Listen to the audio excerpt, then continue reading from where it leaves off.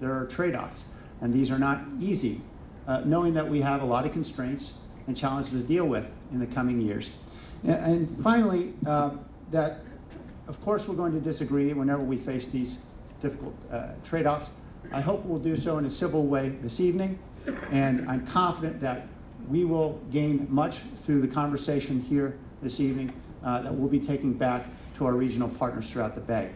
Now, I'd like to do, ma'am, in just a moment, we'll have someone who will be explaining exactly what's coming up with the agenda, and I think he may be. Yeah, there will be ample opportunity for community input in just a moment. What I'd like to do is introduce Lou Hexter, who will tell us a little bit about the agenda, about what's coming up, and then we'll be able to understand a little bit more about the format and what's to come. While everybody's in this room, I would just like to tell you that it's really disingenuous for public officials to stand here and lie to the public and give the impression that there's a choice in this plan. You have already narrowed the choices down within a limited range of what you want. And the reason you're getting blowback from people is that that's not acceptable. And yet you stand here and say you're here to take public input. Ma'am? Ma'am? So thank you for letting me talk. Thank you, ma'am. Lou Hexter will be here to talk a little bit about our agenda and what's to come. And I hope that we'll be able to engage in input. I would like to speak. Before you move on to the next section, you went over how much you're going to reduce the particles per whatever, which has gone from 120 to 80 over the last 20 years. And you want to go another 7 and 15%. You have 5 scenarios that I don't know what they are that should be explained. All of these things need detailed discussion. And for you just to speak, put them out there, spout them out there. And I couldn't agree more, sir, and we're going to get to detailed discussion. If you're not going to interrupt the program, then we'll be able to engage in detailed discussion. But we can't engage in detailed discussion, sir, if you're holding the floor. You know, you're supposed to make this a safe place to have a public. That's correct. And that's, do not, let me finish. You know, you're the one that's blowing the time now. So the 5 scenarios should be talked about. We should be talking about landscape and transportation and how that evolves and all of the aspects of that that apply to all of us, to this plan. Up to local governments and decisions, you know better than that.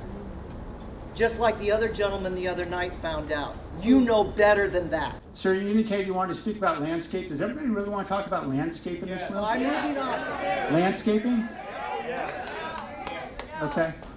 So, sir, what I would ask is, if you could have a seat. I know you're part of this, but sir, sit down. You'd let me Sir, please have a seat. No, I'm not going to allow you to finish. Why don't you sit down? We're going to have a public discussion in a civil way, in a respectful way, in which everyone can be heard, and not just those who wish to speak, and not just those who wish to speak the loudest. Thank you, sir.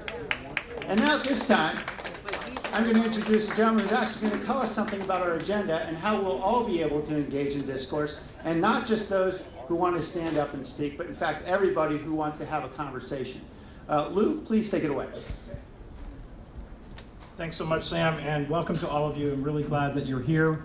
Many of you are veterans of this workshop series and know that we've had some very, very lively discussions.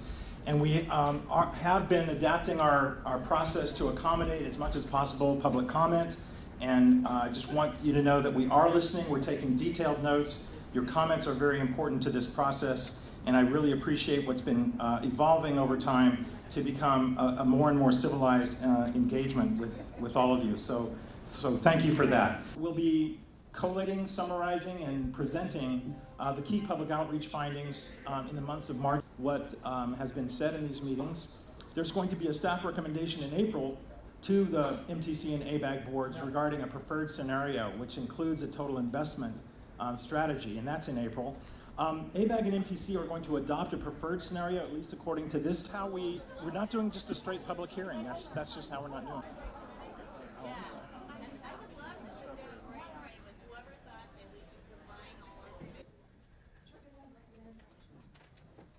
Grab a seat. There's like a room on this right side here. My right.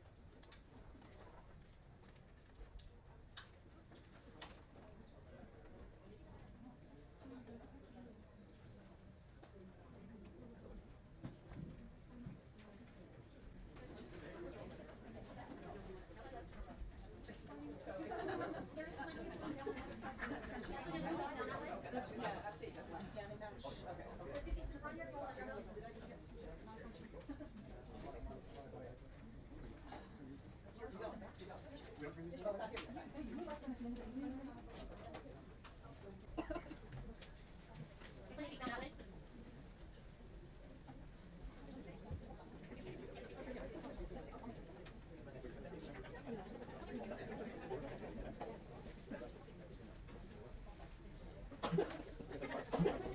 they come up. So, sir, what you're referring to is Make sure you can be heard there.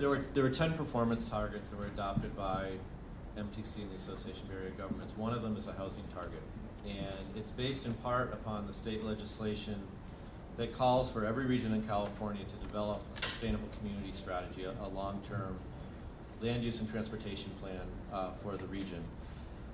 And one of the requirements of SB 375 is that each region plan for its future growth. In the past, I think as most people in the room are aware, a lot of the growth in the Bay Area has spilled over into surrounding regions, into San Benito County, into San Joaquin County, et cetera, as folks have tried to find more affordable housing.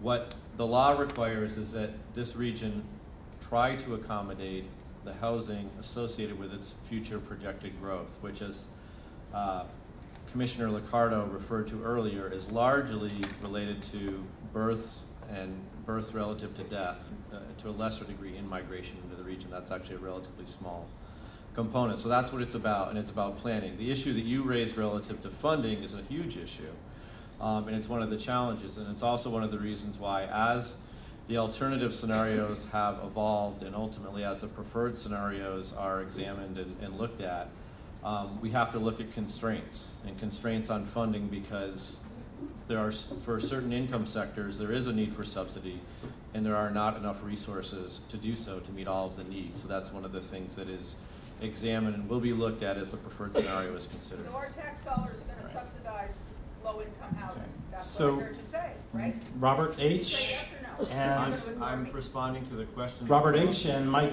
Buglia, please. Yeah, I just want to remind you, we have two minutes. We want to give everybody an opportunity to comment. So. My first question is in regards to planning. I'd like to know who plans putting light rail cars down the middle of sidewalks in downtown San Jose. I travel around the world. I've got 3 million mile card for American Airlines to prove it. It's insanity. You guys put a train down the middle of a friggin' sidewalk in downtown San Jose. The trees have guardrails. Now, another question. Again, back to the light rail. What do elementary schools, junior high schools, junior colleges, universities, City Hall, the arena, the fairgrounds, the bus station, the train station, my personal favorite, the airport, the new City Hall, I know I've said that already, have in common? Not one is on the light rail directly. If you don't mind walking 12 miles, it's okay. But I go downtown San Jose at rush hour, at Real Original Joe's, my favorite restaurant, and the trains go by at rush hour in downtown San Jose. You count the number of people, subtract the driver, it makes a difference.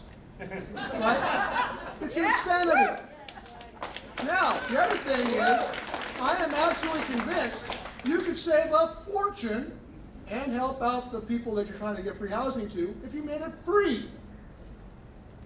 I don't see how you could possibly collect enough money from the people on that to pay for the guys who count them the 25 cents you collected in the first place. So at the end of the day, if you're going to plan for something, make it go somewhere. Maybe someone will actually ride on it. And this planning that you're for the Bay Area, there was an analysis by Randall O'Toole, a senior fellow at the Cato Institute, that talked about Portland, Oregon, who did the same thing that you're planning to do here, and it didn't work. Has anybody studied that? The city of Portland, Oregon? They were planning the same thing, and it found out that it didn't work. Okay, thank you. So what's the comment to that? Are you going to repeat the same mistakes, or are you going to look at somebody that's already done this? You know, the definition of insanity is doing the same thing and expecting a different result. There are already examples in Portland. I and heard in that fact- as a comment. Thank you. in Ma'am, fact, you're San speaking Jose- out of turn though, really. I think Jean I have a comment, though, suggested. because those people aren't we- addressing Please, what her use comment our is. process, please, okay? Jean, I think we took your question as a comment. Follow your process. She asked a question. She asked a question. Somebody answer it. You know, in a corporation, somebody would jump up and answer. You guys are there, answer. You guys are sitting there. Okay. She asked if you'd studied anything else, like Portland. We've studied and looked at many regions, both within California and other parts of the country, including Portland, Oregon. And there are many strengths of what Portland has done. There are many differences between that region and this region. It's a much smaller region. It has a different state context in terms of funding and other issues. And it has a different growth envelope than the region does. But there's things to be learned certainly from Portland. And you know, that's a good Okay, point, because Mike? San Jose is listed as one of the smart growth disasters. Mike, from what you're you've up done so next. far. Yeah. Yes. Okay. Let's stick to the ground rules, please. I really want to ask you not to shout out, please. Let's do this civilly, or we won't do it at all. Okay. Mike? Hi there, Mr. Cobb. Looking at me? Hello. Thank you kindly for taking the questions. I have 2 minutes, right? 2 minutes. Okay, so Mike. I have two minutes and I Go, have Mike. few short questions. The first question I have is that the idea that you're putting out there that if you create something, sponsor, subsidize, free housing or for low income, you're somehow going to resolve the issue of housing and the, you know, the place being overcrowded.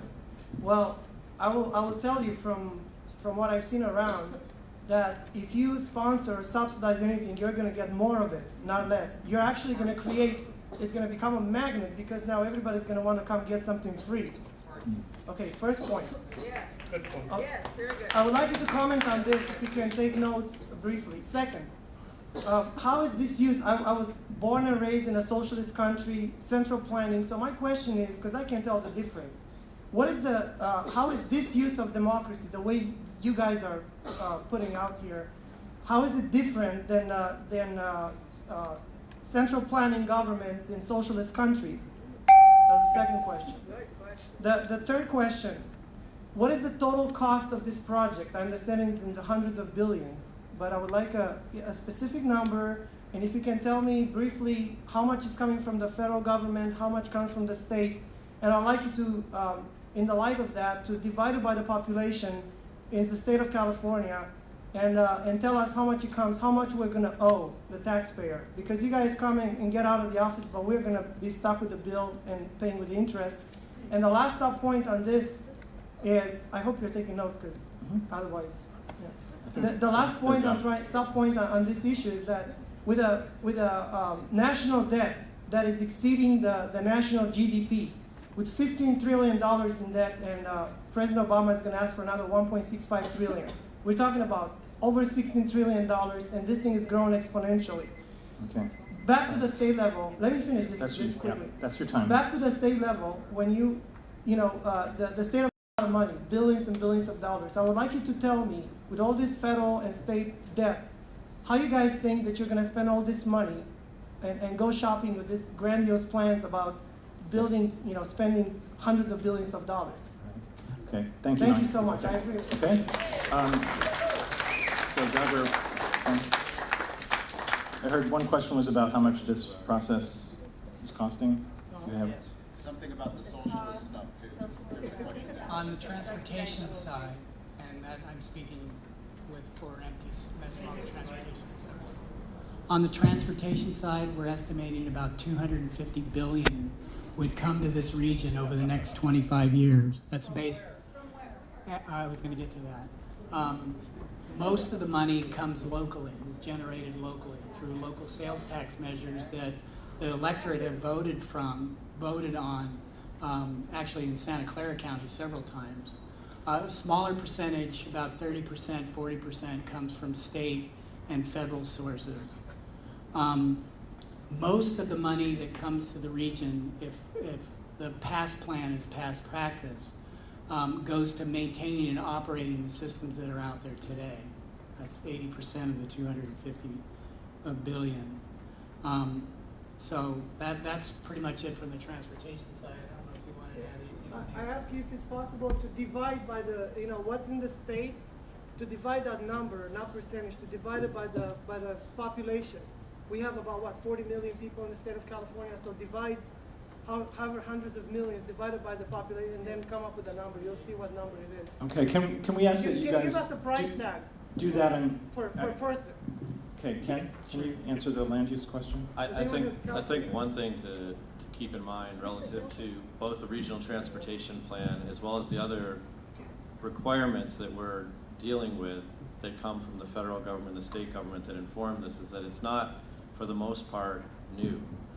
While there is a requirement that came out of SB 375 that requires us to develop something called a sustainable community strategy, and we have put it under an umbrella because the sustainable community strategy will be adopted by law, by virtue of state law, as part of the regional transportation plan. There's been a regional transportation plan that's been updated every 4 years for decades. It pays for your freeways, it pays for your local streets and roads, it pays for your transit network, it pays for the majority of the transportation that exists in the Bay Area. That comes from federal and state and local sources. On the land use side, it is largely, a key component of this is called the Regional Housing Need Allocation. That's the short-term housing plan. It informs the housing elements of general plans in every city in California. It's existed for decades. The one key change that exists relative to this plan as proposed, but again, as Commissioner Liccardo mentioned earlier, there have been no votes on this yet, is that we would have a somewhat more focused pattern to take some of the pressure off of greenfield development, to put more people in the future in terms of accommodating future growth near transit, to reduce costs and make for a more efficient use of resources. But these are things that have, to a large extent, existed for a very long time. This is, to a large extent, not new. It's attempting to get some efficiencies between what before were some different processes. Okay.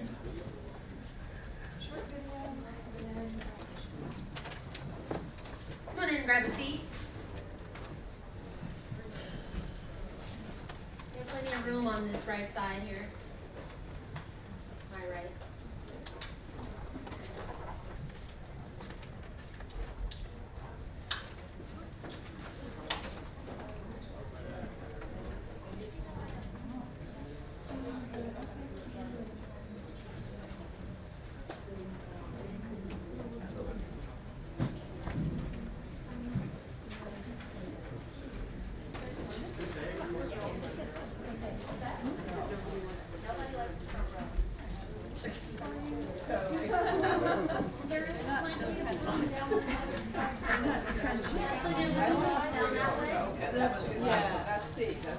Yeah, and they match. Okay. So we have 2 seats in the front here, if you all want to grab those.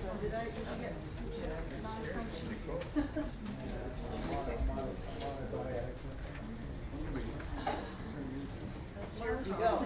You go. We don't turn these down? Oh, we're not here yet. We like them at the end of the evening.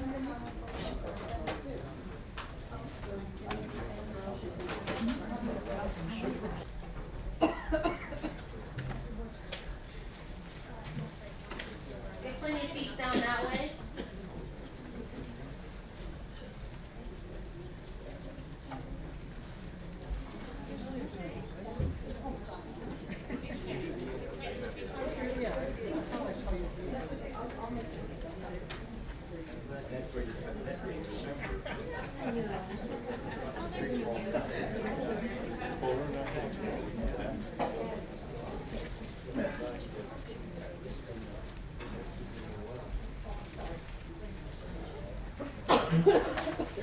We're gonna play guitar. Thank you. The yellow's more valuable? I'll get to it. guide you through this station, known as Station. I have a document here that's about uncertainty of the flooding and the sea rises that they are basing their report on, and it's their own study called Uncertainty. So I want to ask them, if there's uncertainty, how can they even be going through with this plan? And we all know this plan is about control, it's about taking private property rights. We have documents full of where they've lied, how they're connected to the UN, how they're connected to ICLEI. It's all bunk science, and they're using bullying techniques to ramrod us down this agenda that they get freedom and we don't. It's unreal. It's unreal. And now they're using bully tactics to shut us up and shut us down. They've already called the sheriffs.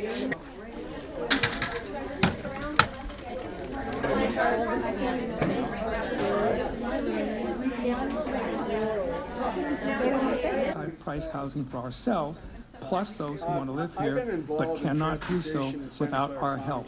And they also get other benefits. So it's a win-win for those who can't afford to live here, When I look at this list, the and for first the government question I have bureaucrats. is, where did Also, these choices question come is, from? You know, being able to vote is one thing, but the movie having said some there were say 5 or plans, or and that seeing something that's you worthy said of my that vote at some is yet point another. a bag For example, I mean, just as one example, those of us who are here tonight, all of us move around this county, and we realize that our input from our us. roads are terribly inadequate. And, you know, What I are know the that 5 plans? there's pluses And do the minuses cities in terms have, of building adequate local road folks, facilities. local yokels, But will our we have a transit chance system to also object, uses or is this those going roads. to be And there's denied nothing on from here you that says people who are increase, for example, just as an representatives example, at all? just drawing Thank you from for the your- first choice. Thank you, Increase and the number of you want freeway to explain lanes. That should be a choice. And So then I'll another choice touch should be on, increase the number of freeway lanes for carpoolers and bus riders. I But did that's not a introduce them. choice, so you're. I'm Ken Kirky, the Planning Board Where? Association. No, no. Describing, and let's not carry on side conversations, thank you. What the gentleman brought up was the need for, the question The initially affordable was, housing issue where did is these options come from? How has did a we number of develop this different list of components, options? I believe that was your and I first think it's question. looked at in one particular way, arguably worthwhile, which is that, you know, very poor people need places to live as well as everyone the way that our else. But commissioners view we look things at and the different options. It's also how we were submitted projects by all of the local counties, and it's how we've broken up the projects, and also from what we've heard from people in previous outreach meetings that we've done and what their concerns are and areas that they'd like to see more investments. Category. But I would like to encourage you to use your other card to in this write down those region, specific ideas that you workforce have and the housing, alternative in many investment cases, options you'd like to see. middle-class housing Won't get the is vote out on the of reach choice of that I many feel people. is important. And Right, part okay, so of that's all the time we have for comments right these now. efforts attempt to do is identify locations that wouldn't just result in a subsidy for certain types of housing, but would Then we'll provide come for back enough after market groups rate and have a housing discussion about why we where the cost to a family or About 10 minutes or so. an individual who is part of the workforce, middle class, and still struggling to be here, that they could afford to be here. In part because they have proximity to jobs, they have proximity to the market. This is stealing private property. Many years in the East Coast, and people got around very well there in mass transit, and also I think it was healthier, a little bit of walking. So I think I think we need to be multimodal, and I think we need to be concerned about the quality of life. Okay, so the woman here spoke very eloquently about the need for being multimodal and the issues of quality of life being really important, I think central to perhaps maybe some of the choices that you made during the voting process. Who wants to speak next? Yes, sir, here in the brown, and then we'll go to the woman in the gray. Yeah, excuse me, sir. I agree with the more roads and freeways for cars, but I'd like to see the bicycles get off of the road. Get them in places where we won't hit them, they won't get injured, and they get in the way of transportation. Okay. Yes, ma'am, in the black. So this is my first workshop, so I really would appreciate if I could just understand what the emotional issues are around. So if it's, is it a problem of us thinking regionally? Is it a problem of control? Is it a problem of budget? And I don't know what those issues are, so if they could have just a minute to tell us what the issues are that's bothering them, I'd really appreciate it. Who wants to speak to that? Freedom. You do? Okay. Freedom of Go ahead. So I'm going to give you some time to speak to that. I'm going to continue to hold on to the mic. All right, well then, where's another mic? Oh, okay. So we've been doing research for over a year since we heard about this. And their ultimate plans by 2050 is to get you down to one car. And what they're doing is they're talking about open space, but they're not telling you that open space is also private property. And what they're doing is taking lands like my parents' property and turning it into public space, and then to say it's for railroads or whatever that's used by the public, and then they're turning it into trails. But you never get your property back. And they say that they won't use eminent domain. They absolutely will. They do it all the time. They've done it in the past. They're going to do it in the future. And the thing is that these people will all be gone. We won't be able to hold them accountable for what they've done to us and you. They're going to put 24,000 new housing units in San Francisco. Can you imagine 24,000 new housing units times 2, 48,000 more people in San Francisco, because they're getting people out of the rural lands. We're getting regulated off the rural lands. They're taking out dams. They're working on Hetch Hetchy. They're working on San Luis Obispo dams. They're working on Klamath River dams. This is all done by our government people. Okay. And they are not telling you this because if you knew the truth, you would not go for this horrible plan. And they won't answer the question about sustainable equity or social equity. Somebody ask about social equity. I'm not with her. You guys developed the questions last year and prior. Miss. Okay. What's social equity? You guys developed the questions. Yeah, thank you. So we've given an opportunity for What's equity analysis scorecard? I we're at the end of our time here. I hope that you feel that you've heard different sides of the story and different issues that people have. If you'd like, I encourage you to go around and just take a brief look at how your peers voted. This is supposed to be a public meeting. That means you speak. You get the opportunity to speak. They did it to me the other night. I sat there for how long? An hour with my hand up. Very politely. I hadn't even spoken at all in San Carlos. Had my hand up, and they ignored me the whole time because I was at a meeting before. An hour, and luckily there were cops behind me who saw the whole thing. The identified minority and low-income populations and non-minority and non-low-income populations, and compare their access to and travel time to essential destinations by auto and by transit. Also, we'd be looking at exposure to emissions and some other factors related to automobile and transit. So basically, what the social justice federal requirement is it says that income and minority need to share in the benefits of the burden of the plan, and this is primarily talking about transportation access equally. What happened to equal justice? All right. What happened to equal justice? And so, it's not a social justice country. ma'am, This okay. is an equal justice When your card is called, Would you like to explain? Okay. So let me just address that real quickly. Okay. I mean, that's what it is that the plan and the facilities that are being built as part of the plan aren't of burden, excessive burden to areas of low income and minority who've traditionally been subject to displacement and emission impacts as a result of transportation facilities are built. So that's what it's about, is sharing equally in the benefits and the burden of the transportation investment. Every question is being taken down, every comment is being taken down. This is being recorded.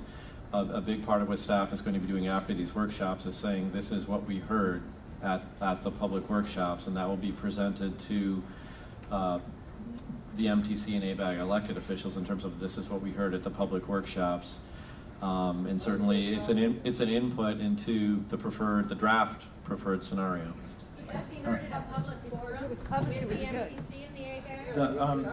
Just to supplement what Ken said, all of the notes that we're collecting tonight from the comment cards, from these notes that are being taken in each of the stations are being transcribed. I think I mentioned that to you and posted on the OneBayArea website as we go. So you can check there.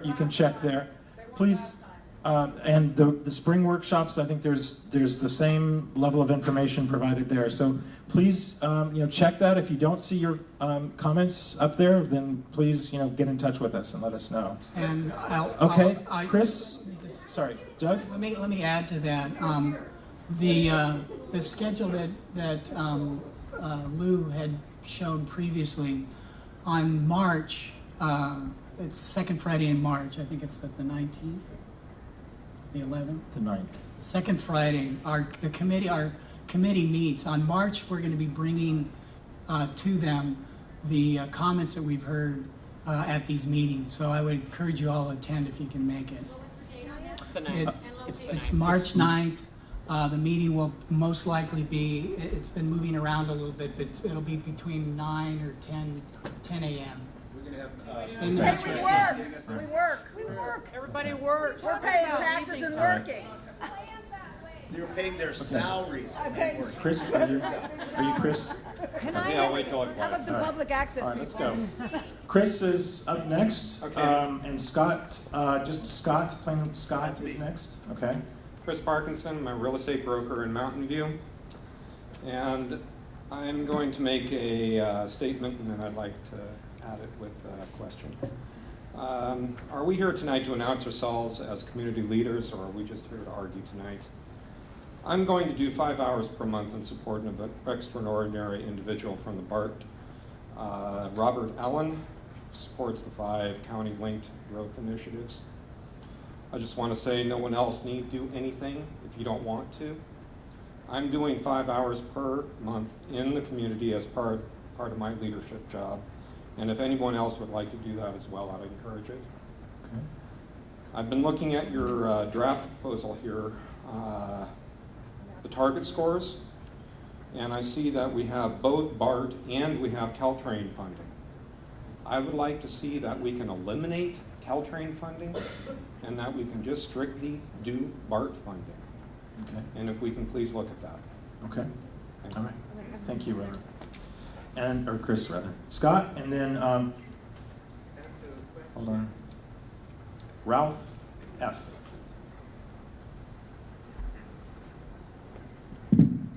Good evening. Talked to you guys before. This is my 4th meeting. It's great that you guys make adjustments. I see that you now have the ground rules. The other night I did ask if you would put the questions in a PowerPoint, display them up there, show us where they're at, and a possible solution date or an answer date, and what department's working on them. You guys did that work in a week. Why is Tina still up here writing on a white piece of paper? Then we can see what questions have already been asked. That would be very nice. Social equity was asked about the other night. You had a great, and tonight. I asked that question in room A, transportation. Excellent. Wait. The person up there didn't know the answer. Well, correct. They didn't know. The second person I asked told me I should join a social equity group, and what does it mean to me? Right. And she would not answer the question. Exactly, and that question has been asked for a week and a half. You guys have plenty of time to research that. No, we will know the answer. Mr. Kimsey, you're paid a very handsome salary. I know what you make. We talked about that the other night. 3 minutes. People in Contra Costa County got 3 minutes the other night. We get 2. Oh, wow. Is that social equity?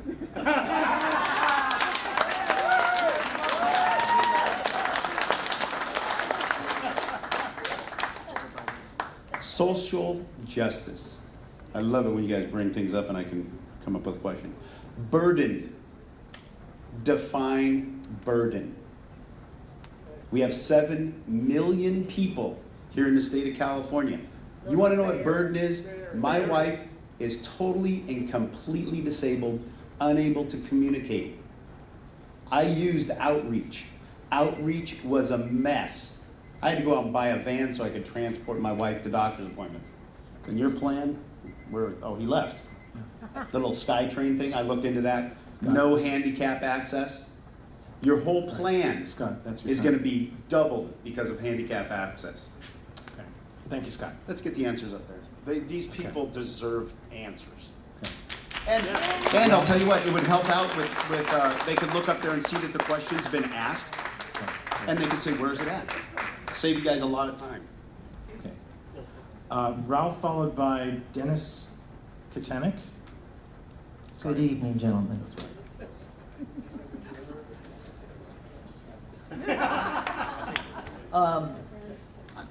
I wrote this morning down some questions. One of the things that, because you're bringing the federal government into this, which has got us heading towards 16 trillion of indebtedness and heading for 24 without a doubt. The numbers currently are at, I owe $135,000 for the current debt at 15 trillion. If I assume that it's going to increase exponentially to 124, every taxpayer, if you were honest, if the government was honest anymore, if the state was honest anymore, every one of us would be sitting with a bill at our desk or at our table, kitchen table, that said $130,000. If there's two earners in, it would be $270,000, excuse me. California is in debt, depending on what day Governor Brown gets up and decides the number should be, is anywhere from 15 to 30. But that doesn't count all the pension money we owe. So why don't we, if you really want to be honest with people, and you're asking for more subsidies, you're asking for more sales tax, you're not being honest. 1,000 people maybe get to these meetings. In our last meeting, I hope it's online now, you agreed that you would show, that, is it online? I don't think. The Dublin meeting, it would be online, that you would show a flow chart. So because you told me that the city is lying to me that they have to do what they're doing in Pleasanton. So Ralph, your time. Okay. Thank you. And I just want to do one quick thing, please, since I'm being so respectful. What is sustainable to me is education, giving kids an education. Governor Brown wants to cut it, but it's okay to subsidize. It's okay for illegal. What is sustainable is once you get that education, that you work, you have discipline, and you have perseverance, and that you learn fiscal responsibility, and that you have some level of acceptable moral and ethical behavior. What is not sustainable is a lack of education. What is unsustainable is blindly following an elitist-driven action plan by a mere handful or several handfuls of people that we don't even know who they are, except for those maybe in this room. Ralph, please respect the systems and programs, and this is my final comment. Systems and programs that systematically have to be subsidized in an ever-expanding state and federal government means that at some point, there's no more money. Do you guys understand that? Do you understand it? It's a question I would like each of you to just give an answer. Do you understand at some point, if everything is subsidized, growing exponentially, that pretty soon there's no more money and the poor people are going to be... Okay, Ralph. Answer the question, please. I would like an answer. I believe that's somewhat of a rhetorical question. All right, Dennis Katanek and Andrea McKenzie, please.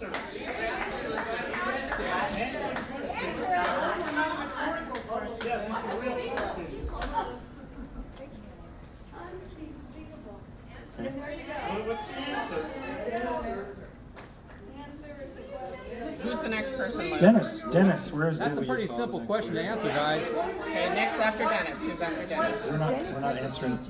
Oh, I'm sorry. Okay, are you gonna? He's back. Dennis Back down, Katanek, back down. are you here? Back down. So you know when he back away from me. I'm just telling you, so you know when he comes up. Okay, back away, please. Back away. She needs to back away.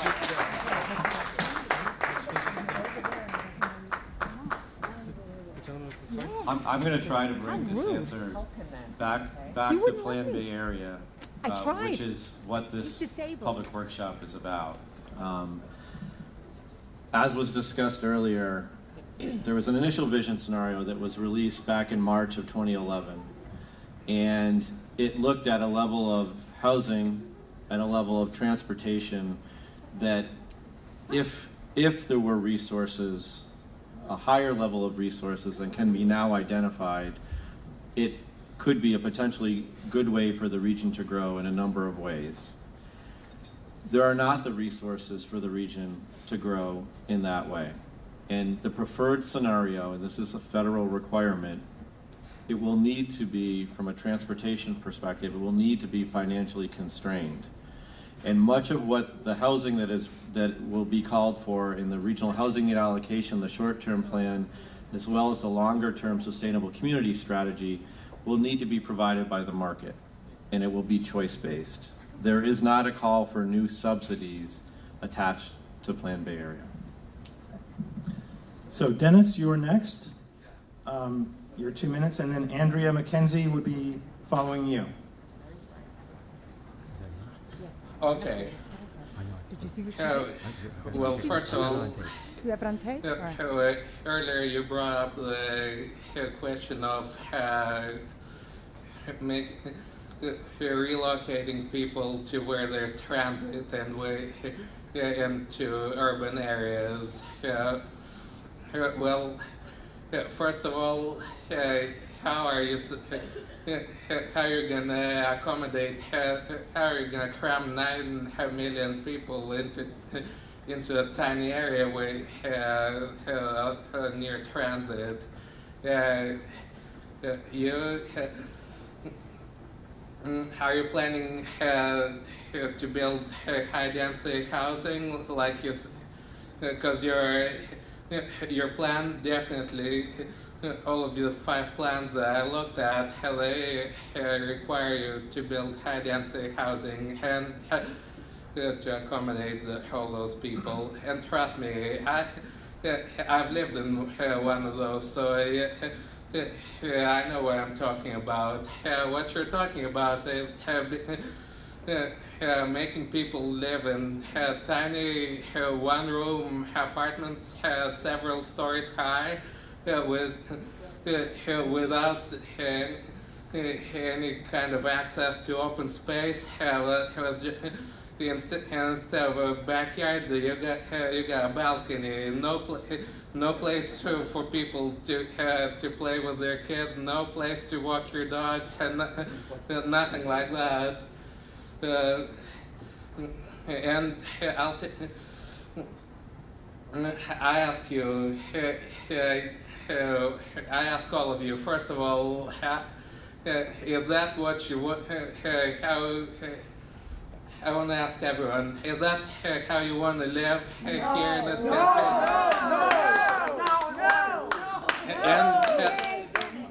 And second of, and for you people, since apparently nobody wants to live like that, how are you gonna make them move to that high-density housing, or are you just gonna take taxpayer money and pay for housing that nobody wants to live in? And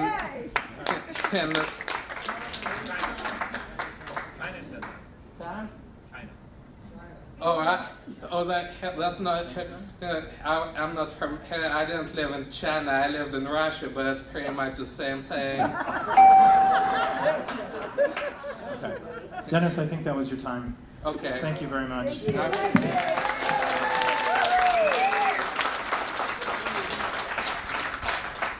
Andrea, and then Gabriel.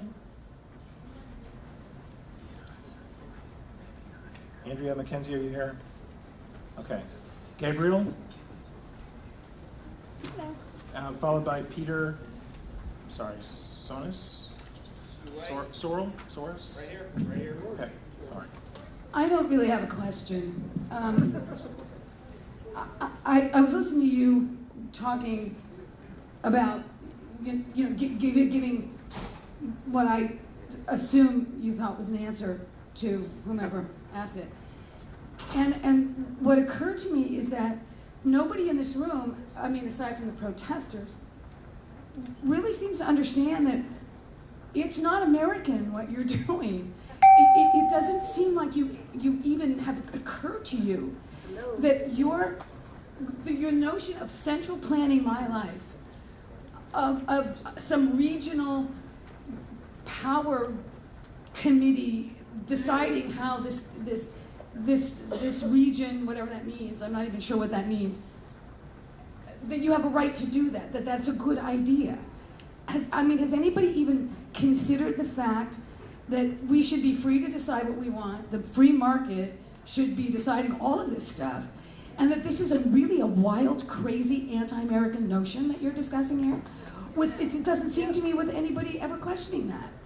I don't understand it. I know you guys are probably doing what you think is best, but so did the Politburo. One is that, you know, with the gentleman who spoke previously, if what he said was what was happening, that would indeed be frightening. No one is going to be required to move anywhere. That isn't American, and that's not going to happen, and there is no basis to do that. To a large, if I may respond, to a large extent, if you look at the plans that have been developed in cities around the region, some cities, not all cities, but cities including San Jose, including the neighborhood we're in right now, that is the single most significant input to any of the scenarios we've worked on. The North San Jose plan involved a lot of work on the part of the city of San Jose in looking at how housing and employment could be accommodated here over time to change what is right now largely an office-oriented environment into one that would have jobs and housing and provide parks and amenities and so forth for people who would choose to live here. Living in, multi-family housing is not for everyone, and single-family neighborhoods in these scenarios have largely or actually completely been avoided. We're looking at areas where there's capacity near transit to provide options for people who want this option. In doing so, it should take some pressure off of smaller communities that don't want to grow, that don't want to see their open space developed. By maximizing and using the transit network we have, it should take some pressure off of the road network in terms of congestion and so forth that people don't like. So if you like single-family neighborhoods, if you like small town life, if you like that to remain intact, there is a lot about the sustainable community strategy, the general approach that the region is building upon, which is largely coming from local jurisdictions, that you should find beneficial.